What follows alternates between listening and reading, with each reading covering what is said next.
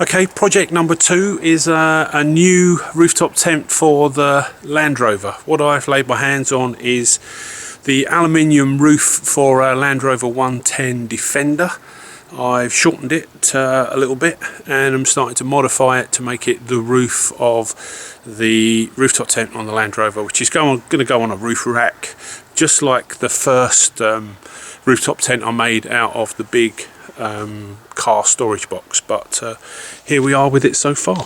Okay, so that's the aluminium roof for the Land Rover Defender 110.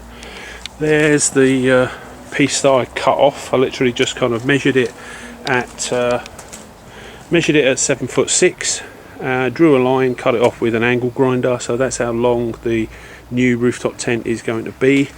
Had to go quite a long way to Lincoln to pick this up from a scrap sort of salvage dealer. This is where the rear door was. This piece of wood is going to get glued and screwed in there, so that then makes that nice and flat, and then a couple of little screws in the back just to hold it in place. I've just just cut it with a circular saw, used a jigsaw to do the ends, and run it through a sander. It's just a scrap old 25mm ply, a couple of coats of paint, and that will be brilliant. Then I'm going to do exactly the same. I've had to order a sheet of marine ply, and it's got to be 5 foot wide and 8 foot long, so 5x8. I'm using 18mm ply with a small 40mm square box frame that's going to fit in, and that's actually going to be the base. The two pieces will be hinged together. Once they're hinged, I'll set it up. I'll make a paper template just like I did before. If you want to know more about how I make these rooftop tents, just look at the other videos. I'll put a link in below so you can click on one and perhaps see how I make the paper template and all the rest of it. But I'm hoping to get this done this week so I can take it on my trip. So I better crack on.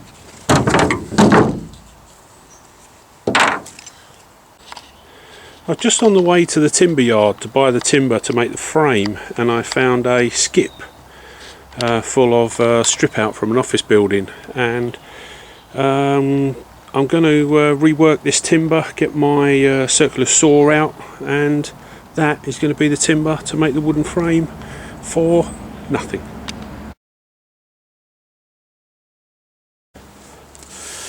One man's rubbish is another man's treasure.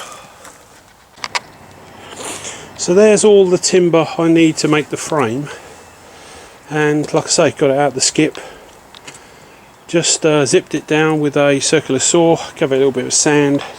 That is going to do brilliantly. By the time we get a bit of stain, bit of varnish, or a couple of coats of paint on that, that will be brilliant. So when it comes to materials, don't think for a moment you've got to buy brand new stuff. Obviously the Land Rover roof was kind of reclaimed, got that from a salvage yard, and that was £75 I paid for that. Granted, it was a bit of a trip to go and get it. I need some timber, I need the boards, the timber boards I'm going to make the base out of. You saw that I managed to salvage some of the timber from a skip, and obviously I've zipped that down and cleaned that up. But here I am at a community project, and this project, apart from sort of providing people with jobs in the local community, it's got all this beautiful kind of reclaimed timber from building sites, shuttering, all that sort of stuff. They seem to have most things here, scaffolding boards and all sorts of bits and pieces. So this is where I've come to buy my timber. Total spend here was £22, which is a fraction of the cost of brand new timber straight off the shelf, and absolutely nothing wrong with any of it. So try and think out the box. Don't just go straight to your timber yard and spend hundreds of pounds on brand new timber that you may not need for your project. Try and think out the box. Prepping's about saving money. So just pop that piece of timber in there, just exactly the same way that I did with that piece, So just drawing a line with a pencil to the centre of the thickness of the piece of packing at the end, and now I'm going to put screws through the aluminium into the wood about every 4 inches, just to support the glue. Once it's sort of structurally solid, then I can start doing it. These are my favourite screws because they're kind of self-tapping screws really, but they've got a little tiny little kind of drill bit on the end of them, so they all drill their own kind of pilot hole and go straight through steel, wood, pretty much anything. You know, they are a real sort of lifesaver. They're quick as you like. You know, even if you're trying to put a screw into a steel lintel, maybe putting a blind or some curtains up. Okay, so that's our piece of timber kind of inset. Absolutely brilliant. There are all the screws. So now it's glued and screwed. Now we leave it to dry, and then as soon as it's dry, what we do is we get the angle grinder out and we just take off this couple of mils, rub the timber down, paint it, and that's us pretty much ready to rock and roll. A little bit of reinforcement on the inside has to go on to tie this end with the kind of reinforcing roof bars that run down here. So we bring a right angle joint down on the inside onto the timber, and that way we tie the end. So that's to the timber frame, onto which mounts the plywood boards that I bought. These boards were like £10 each, and they don't even look like they've been used. They look absolutely brilliant. 8 foot by 4 foot, amazing. 18mm thick, practically brand new. Bought them second hand, tenner each.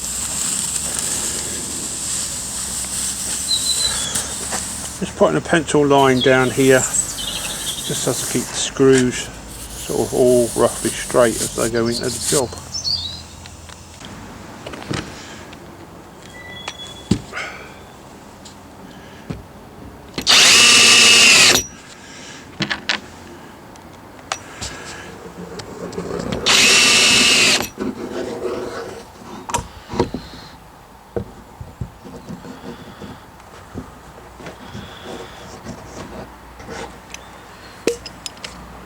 So that's the battens put on the other side.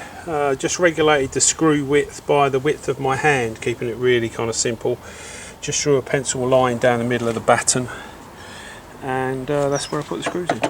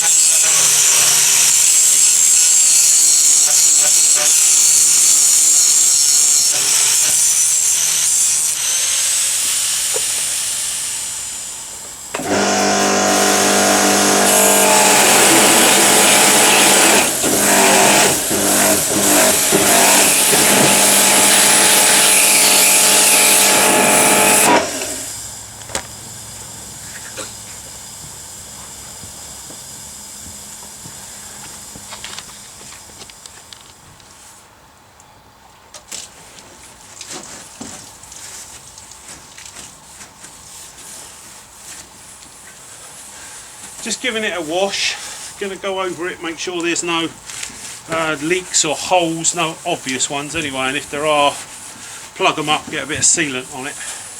Then I'm going to stand it down.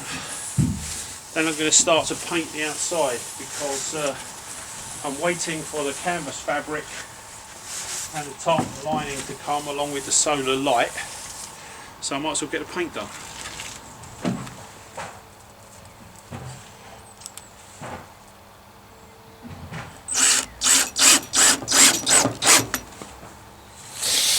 Wow, biggest one so far.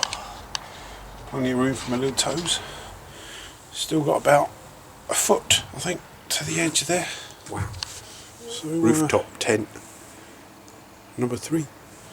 So I gave it a little clean off and rub down. I found a couple of holes. There's one here, and there's a couple on the other side.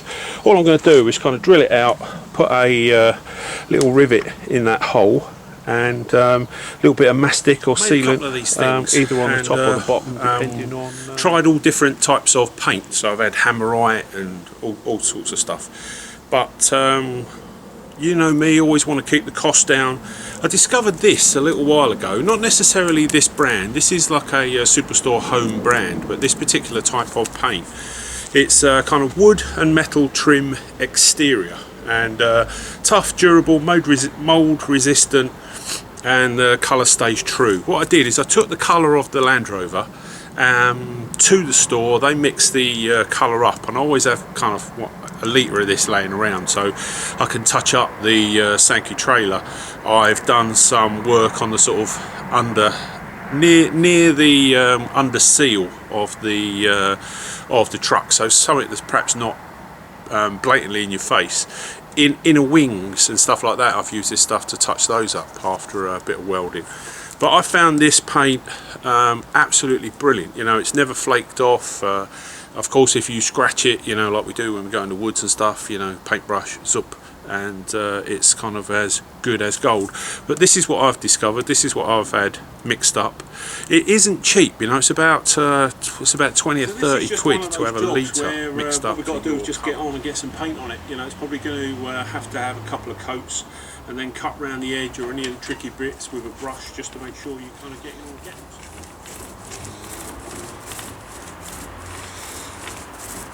When I did the Sankey trailer roof, I think it needed a couple of coats, you know, so I've gone over it with some quite coarse sandpaper, and hopefully that's going to give us a half decent key to the paint that's already on there, and then it's going to have a couple of coats.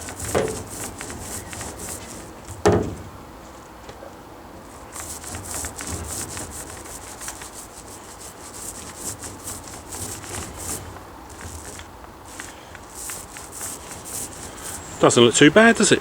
That's the first coat.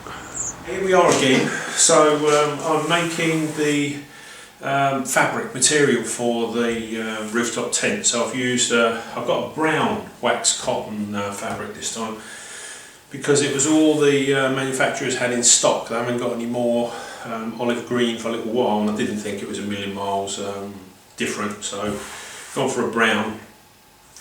Any ex-forces kind of Scottish people watching will know that this is Black Watch tartan, and it's going to be the lining.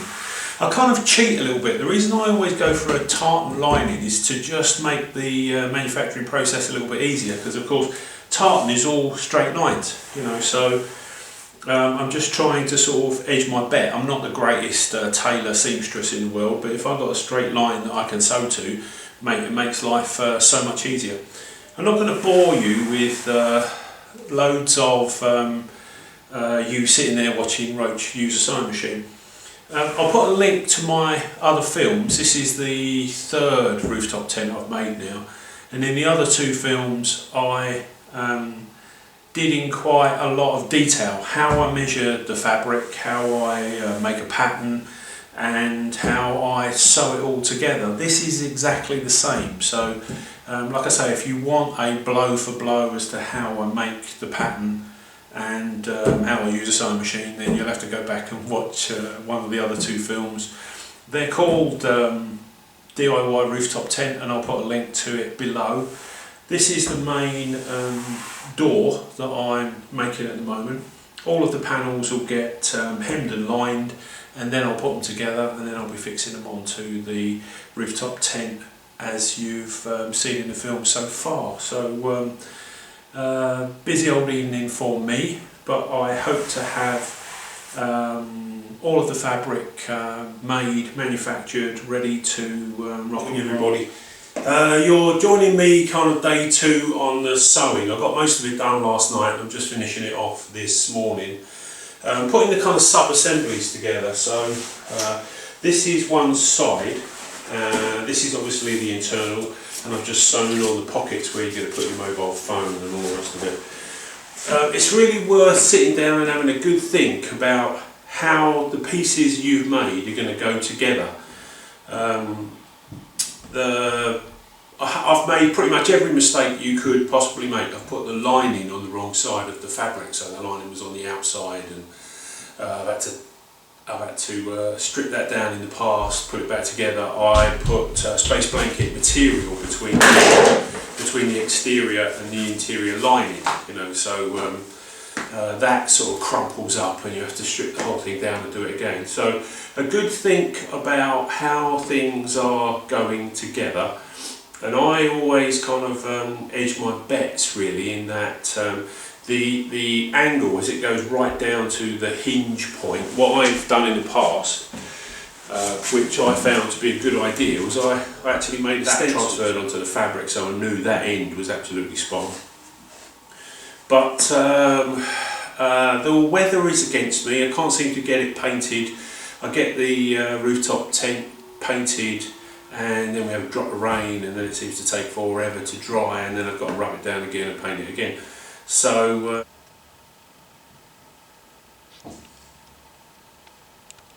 yeah, it's pretty much done by the painting, so it should be finished. This is going to be the all singing, all dancing, so it's going to have 12 volt electrics in there to be able to charge your phone, and that's my beautiful little daughter, and solar light, and they're all going to run off of the vehicle, so I'll share how I'm going to do that with you as well. Hello! So with the most basic of skills, a brilliant old little sewing machine. This one belonged to my mother-in-law, and it's a German machine. I just had it sort of extensively serviced and repaired, and it is absolutely brilliant. It probably cost me the same to have it serviced as it would have to buy a modern machine, but this is absolutely brilliant. The guy, the engineer who serviced and repaired it for me, said absolutely priceless, hang on to it at any cost, and it has been brilliant. There's the fabric all processed, ready to put on the rooftop tent. Now I just need a bit of good weather. That's finished. Can't wait to put this one together. I've got electrics coming. It's going to have 12 volts up there, so it'll have 12 volt lights, it'll have phone chargers, it'll have solar lighting inside. I even toyed with the idea of putting a 12 volt heater up there, but decided against that one for the minute. But can't wait to put it together for you. Hold on. There's my little helper. And until the next instalment, where we manage to get enough weather to finish a little bit of painting and actually put it together for you. This is going to be me. Forecast for tomorrow is no rain, so fingers crossed we can get it finished.